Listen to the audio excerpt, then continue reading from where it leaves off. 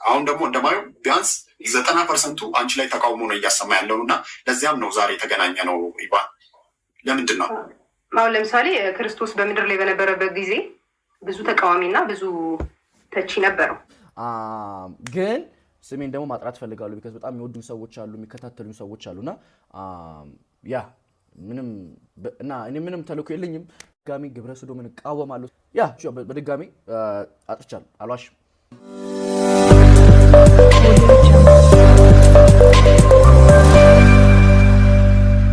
በዘንድሮ የ2025 የቲክቶክ አዋርድ ሽልማት ስነ ስርዓት ላይ ከባህልም ከሃይማኖትም ሆነ ከስነ ምግባር ውጭ በሆነ መልኩ የተገባ አለባበስ የለበሱ ወጣቶች በፖሊስ ቁጥጥር ስር መዋላቸው ተሰምቷል። እነዚህ ወጣቶች ከዚህ ቀደም በዚህ የሽልማት ስነ ስርዓት ላይ ከባህልም ከሃይማኖትም ከስነ ምግባርም ውጭ በሆነ መልኩ ፋሽን ነው በሚል በለበሱት ልብስ ሳቢያ ከማህበረሰቡ እጅግ በጣም ከፍተኛ ትችትና ቁጣ ሲነሳባቸው የቆየ መሆኑ ይታወቃል። ዛሬ ማለዳውን ደግሞ የተሰማው ነገር ይህንን ጉዳይ በተመለከተ ነው። የፌዴራል ፖሊስ የጂፓወር ቲክቶክ ሽልማት ላይ የህዝብ ሞራልን የሚጋፋ አለባበስ የለበሱ ወጣቶችን በቁጥጥር ስር አድርጌያለሁ ሲል መግለጫ አውጥቷል።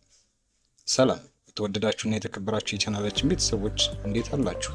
በያላችሁበት የዓለም ጫፍ በያላችሁበት የሀገር ጥግ ሁሉ ሰላም፣ ፍቅርና ጤና ትሆኑ ዘንድ ልባዊ ምኞታችን ነው። በዛሬው መሰናዷችን መግቢያችን ላይ እንደነገርናችሁ ጂፓወር ያዘጋጀው የቲክቶክ ሽልማት ላይ ከአለባበሳቸው ጋር ተያይዞ ነቀፌታ የቀረበባቸው ወጣቶች በፖሊስ ቁጥጥር ስር ስለመዋላቸው እንነግራችሁ ነው። አያይዘንም ደግሞ ሌሎች ጉዳዮችን እንነግራችኋለን። እስከ መሰናዷችን ፍጻሜ ድረስ አብራችሁ እንድትቆዩና ፕሮግራማችንን ትከታተሉ ዘንድ በቆይታችሁም ጊዜ ቻናላችንን ሰብስክራይብ በማድረግ ቤተሰብ እንድታደርጉን እንጠይቃለን። እናመሰግናለን። ሁላችሁም እንደምታስታውሱት ዘንድሮ የተካሄደው የ2025 የቲክቶክ ክሬቲቭ አዋርድ ሽልማት ስነ ስርዓት ላይ እጅግ በጣም ብዙ አይነት አለባበሶች ታይተዋል። አለባበሶችን በመለስ ደግሞ በጣም ብዙ አወዛጋቢ ጉዳዮች ሲነሱበት የነበረ የሀገሪቱ ትላልቅ ሰዎችና ምሁራን ይህንን ጉዳይ በስፋት ሲነቅፉት ቆይተዋል። በተለይ ደግሞ የሽልማት ስነ ስርዓቱ ከመጀመሩ በፊት እንግዲህ ሽልማቱ ላይ የተሳተፉ ተሸላሚዎች፣ እጩዎችም ሆኑ ተሳታፊዎች እኔን ይገልጸኛል፣ ይታይበታሉ ያሉትን አለባበስ ለብሰው ሲመጡ ታይተዋል። ከነዚህ መካከል ግን እጅግ በጣም ጥቂቶቹ እጅግ ባልተገባ መልኩ ባህልንም ሃይማኖትንም ሆነ ስነ ምግባርን ያልተከተለ አለባበስን ለብሰው መጥተው ታይተዋል። ወንዶቹ ነገራቸው በሙሉ ወደ ሴት የሚያደላ አለባበስ ለብሰው ፀጉራቸውን ሹሩባ ተሰርተው ታይተዋል። እልፍ ሲልም ደግሞ በጣም ያነጋግር የነበረው ጉዳይ አንዲት ኢቫን የተባለች ሴት ቲክቶከር የለበሰችው አለባበስ ነበር። ግለሰቧ እንዲህ ያለ የመልበስ ልምድ እንዳላት ይታወቃል። ያም ቢሆን ግን እንደዚህ አይነት አለባበስ ወደ ማህበራዊ ሚዲያ ላይ እልፍ ሲልም ደግሞ በትላልቅ የቴሌቪዥን ተቋማት ላይ በቀጥታ ስርጭት መታየት ያልነበረበትን አለባበስ ለብሳ ታይታለች። ቲክቶከሯ እርቃን ሊባል በሚችል መልኩ ነው ለብሳ የመጣችው። ይህንን ጉዳይ በተመለከተም በብዙ የማህበራዊ ሚዲያዎች ላይ በስፋት ሲዘዋወር ይህ ጉዳይ ማህበረሰቡን በሰፊው ሲያስቆጣም ሰንብቷል። ፖሊስም የማህበረሰቡን ቁጣ በተመለከተ እነዚህን ሰዎች ዛሬ በቁጥጥር መዋሉን ገልጿል። ፖሊስ ዛሬ ያወጣው መግለጫ ምን ይላል? የኢትዮጵያ ፌዴራል ፖሊስ ከሀገራችን ባህልና ስነ ምግባር ያፈነገጠ አስነዋሪ ልብስ ለብሶ በአደባባይና በቴሌቪዥን በቀጥታ ስርጭት ለህዝብ የታዩ ተጠርጣሪዎች ላይ ምርመራ መጀመሩን ገልጿል። ዛሬ ማለዳውን በወጣው መግለጫ ይህ መረጃ የወጣው ዛሬ ህዳር 30 ቀን 2018 ዓ.ም ነው። የኢትዮጵያ ፌዴራል ፖሊስ በሶስተኛው የጂፓወር ቲክቶክ አዋርድ ላይ ከኢትዮጵያ ህዝብ ባህልና ስነ ምግባር ባፈነገጠ አካላታቸውን የሚገላልጥ አለባበስ ለብሰው በአደባባይና በቴሌቪዥን በቀጥታ ስርጭት ለህዝብ የታዩ ተጠርጣሪዎችን ከነ ግብረ አበሮቻቸው ጋር በቁጥጥር ስር አውሎ ምርመራ ማጣራት መጀመሩን አስታውቋል ይላል። የኢትዮጵያ ፌዴራል ፖሊስ ሰሞኑን በሀገራችን አዲስ አበባ ከተማ በተካሄደው ሶስተኛው የጂፓወር ቲክቶክ ክሬቲቭ አዋርድ ላይ የኢትዮጵያ ህዝብ ባህልና መልካም ስነ ምግባርን በተቃረነ በህዝብ ዘንድ ተቀባይነት የሌለው አስነዋሪ አለባበስ ለብሰው በአደባባይና በቴሌቪዥን በቀጥታ ስርጭት እየታዩ ዝግጅቱን በስፖንሰርነት እየደገፉና ፕሮግራሙን ያቀነባበሩ ተጠርጣሪዎችን ስለመያዙና ምርመራም ስለመጀመሩ ነው የገለጸው። አንደኛ ወንጌላዊት ገብረ እንድሪያስ በሬ፣ ሁለተኛ በረከት ጸጋዬ ጂፋር፣ ሶስተኛ መቅደም ደረጃ መንግስቱ፣ አራተኛ ግሩም ገዛኸኝ ቀጨኔ እና አምስተኛ ዮሐንስ መኮንን ኃይለማርያም የተባሉ ግለሰቦች መሆናቸውን የፌዴራል ፖሊስ በመግለጫው አስታውቋል። የፌዴራል ፖሊስ ከህብረተሰቡ ባህልና እሴት ያፈነገጡ አለባበሶችና መጤ ባህሎች ተስፋፍተው በትውልዱ ላይ አሉታዊ ተጽዕኖ እንዳያስከትሉ ተጠርጣሪዎች ላይ የህግ ተጠያቂነትን ለማረጋገጥ የጀመረው ምርመራ አጠናክሮ እንደሚቀጥል ነው በመግለጫው ያስታወቀው። ይህ ጉዳይ እጅግ በጣም ይበል የሚያሰኝ ጉዳይ ነው። በእርግጠኝነት ይህ ነገር መሰማቱ በጣም ብዙ ሰዎችን ያስደስታልም እንዲሁም ለጥያቄዎቻቸው መልስ ይሰጣል ብለን እናስባለን። ምክንያቱም የኢትዮጵያ የራሷ ባህልና የራሷ ሃይማኖት፣ የራሷ ስነ ምግባር ያላት፣ ልጆቿን ደግሞ ሁሉም ሰው በየቤቱ እንደ ሃይማኖቱ እያሳደገ ያለበት ሁኔታ ነው ያለው። ነገር ግን አሁን ለአቅመ አዳም ያልደረሱ ልጆችም ቢሆን ቴክኖሎጂውን ተጠቅመው ስልክ እጆቻቸው ላይ ስላለ የእነዚህን ሰዎች አለባበስ ያሉ ነገ ከነገ ወዲያ ደግሞ ይህ አለባበስ የተለመደና ኖርማል ነው ብለው ወደዚህ አለባበስ ይሄዳሉ።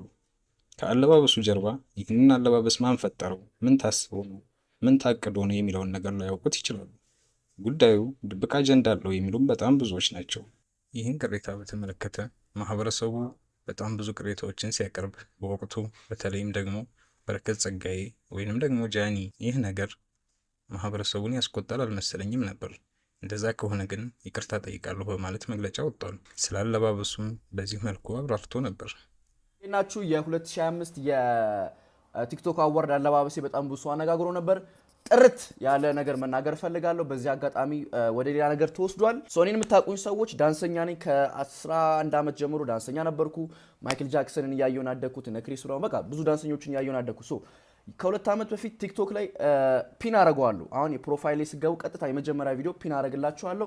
የማይክል ጃክሰንን ልብስ ፖስት አድርጌ ነበረ። በቃ ከዚህ በኋላ ለራሴ አዋርድ ስቀርብ እንደ ማይክል ጃክሰን ነው መልበስ የምፈልገው የሚል ነበረ። እንደሱ ነበር ለመልበስ ሀሳቤ። ግን እኔ ያሰብኩትና ሰው የተቀበለው በጣም ግራ ተጋብቷል። ፖስት ካረኩ በኋላ ልክ ኮመንት ሳይ ነው በቃ አእምሮዬ ወደ ሌላ ነገር ሄደው እንደዚህም ነገር አለ እንዲ ላይክ ማሰብ ጀመርኩ። እኔ ግራ ገብቶ ነበረ። ኦኬ እስቲ ምናምን ከዛ ደግሞ ቦርሳው መጣ። ደግሞ አልዋሻችሁም ቦርሳ ሀሳብ አልነበረም፣ ከዘራ ነበር ያሰብነው። ይሄ ዘመናዊ ከዘራ አለች እና ኬት አባታችን አምጠው ምንም ልናመጣው አልቻለም። ከዛ ቦርሳው ደግሞ ክለች ባግ ይባላል። የወንድ ቦርሳ ነው አክቹሊ። ትንሽ ብልጭልጭ እያለ ነበር። ሰው ሀበሻ ልብስ ነው ያሰፋውበት። ይሄ ከሀገራችን ጋር ሄድ ያው ሳስበው ሁሉም ነገር ትንሽ እንትን ይከብዳል ግን የሀበሻ ልብስ ለምን አናሰፋበትም ብለን ነው።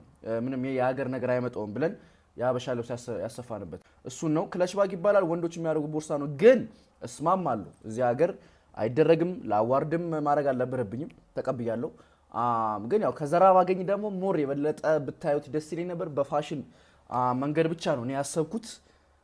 ያ ከዛ በተረፈ ደግሞ ገብረ ሰዶም ላላችሁ ሰዎች 100% እቃወማለሁ። ገብረ ኢየሱስ ጋርም አውርቼ ነበረ። ያው ገብረ ኢየሱስን ማታውቁት ከሆነ በጣም የሚቃወም ሰው ነው። ገብረ ሰዶም የሚያወግዝ የሚቃወም ሰው ነው። ከዚህ በፊትም ቪዲዮቹን እከታተላለሁ፣ አከብረዋለሁ፣ እወደዋለሁ። በጣም ጥሩ ሰው ነው። ከዚህ በፊት እኔ ስለማውቀው ነው ይሄን እምላችሁ። አሁን በድጋሚ ኦርቶዶክስ ነኝ። ማንም ሰው ኮመንት ስላደረገ ማንም ሰው በሌላ ነገር ስላየኝ ኦርቶዶክስነቴ ማንም ሰው ሊወስደው አይችልም። ግን ስሜን ደግሞ ማጥራት ፈልጋለሁ። ቢካዝ በጣም የሚወዱኝ ሰዎች አሉ፣ የሚከታተሉኝ ሰዎች አሉና ያ እኔ ምንም ተልእኮ የለኝም። ድጋሚ ግብረ ሰዶምን እቃወማለሁ እስከ መጨረሻው። እኔን የሚያቀኝ ሰው ያቀኛል። ቢካዝ አይቻለሁ ኮመንታችሁን፣ ሜሴጅ ላይ መጣችሁን ያውቃለሁ ጃኒ በእንደዚህ ነገር እንዳላሰብኩ አውቃለሁ ብላችሁ የመከራችሁኝ ሰዎች አሉ፣ የተሳደቡም ሰዎች አሉ። ግን ደግሞ የመከራችሁኝን በጣም ማከብራችሁ። ያ በድጋሚ አጥፍቻለሁ፣ አልዋሽም። ቦርሳ ኢትዮጵያ ውስጥ ሌላ ታሪክ። እኔ እኮ ፖስት ከተደረገ በኋላ ነው ያሰብኩት። እና ለማንኛውም ያ እወዳችኋለሁ። ከሱ በተቃራኒ ደግሞ አልተሳሳትኩም መብቴም ነው ብላ ሽንጧን ገትራ ስትከራከር የቆየችው ኢቫን የተባለችው ግለሰብ ነበረች። በጣም የሚያሳዝነው በተለያዩ የማህበራዊ ሚዲያዎች ላይ አንቺ በጣም ጎበዝና ጀግና ሴት ነሽ፣ ድፍረትሽን እናደንቃለን፣ ሴት ልጅ በዚህ ልክ ደፋር ሆና ወደ ሚዲያ ወጥታ መብቷንና ያመነችበትን ነገር ስታደርግ እጅግ በጣም ደስ ይላል እያሉ ሲያደንቋት የነበሩ ሰዎችም ነበሩ። አንዳንዶች ከማድነቅ ባለፈም ይመስለኛል አንባቢ ነሽ፣ ለዛ ነው ደፋር የሆንሽው የሚል አስተያየትም ሲሰጡ አሰምተን። አንባቢ የሆነ ሰው በዚህ ልክ ነውር አይዳፈርም፣ በዚህ ልክ ሃይማኖት አይጥስም፣ በዚህ ልክ የባህልን እና የማህበረሰቡ የነበረና የከረመ የአኗኗር ዘይቤን ሰብሮ በተለይም ደግሞ ሴት ሆና እንደዚህ አደባባይ ላይ አትወጣም። በታሪክ ከሚያነብሰው እንደዚህ አይነት ስነ ምግባር አይጠበቅም። ዞሮ ግን የፌዴራል ፖሊስ ይህንን ጉዳይ ሳይውል ሳያድር እርምጃ ሊወስድ መጀመሩ ይበል የሚያሰኝ ነው።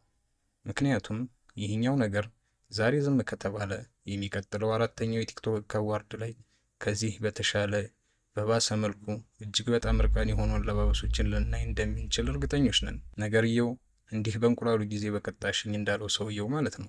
ስለዚህ አሁን እነዚህ ልጆች ላይ የተመሰረተው ምርመራና የፖሊስ እርምጃ በእንቁላሉ ጊዜ የሚያሰኝ ስለሆነ ሸጋ ነው። ነገ ከነገ ወዲያ በየትኛውም አይነት ኢትዮጵያ ውስጥ በሚከናወኑ እንደዚህ አይነት መሰል ዝግጅቶች ላይ ስርዓታቸውን የጠበቁ አለባበሶች እናያለን ብለን እናስባለን። ፕሮግራም በሚዘጋጅበት ጊዜ ባህልን፣ ሃይማኖትንና ስነ ምግባርን የጠበቀ መሆን አለበት ብለን እናስባለን። የትኛውንም ያህል የዘመነ ዘመን ላይ ብንሆንም፣ የትኛውንም ያህል ሰለጠን የምንል ብንሆንም ባህላችንና ሃይማኖታችንን እንዲሁም ስርዓታችንን ግን መተው አለብን ብለን አናስብም። እንደ ሀገር እያኖረን ያለው እሱ ነው። ሃይማኖት፣ ባህል፣ መተሳሰብ